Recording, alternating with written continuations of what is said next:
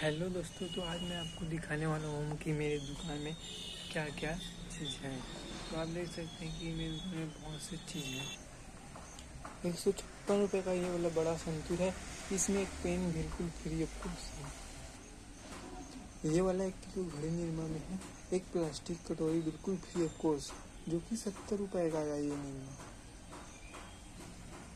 ये 35 रुपये का उजाला में एक 5 रुपये वाला बर्तन धोने का साबुन बिल्कुल फ्री ऑफ कॉस्ट। ये साबुन 125 का है जो कि मैं देने वाला हूँ आपको मात्र 120 रुपये।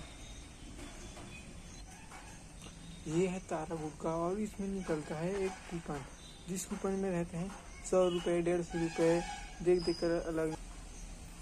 इस गुटके का नाम है सिस्टम, जो कि इल्विस यादव के नाम पर ब्रांड पर बना है।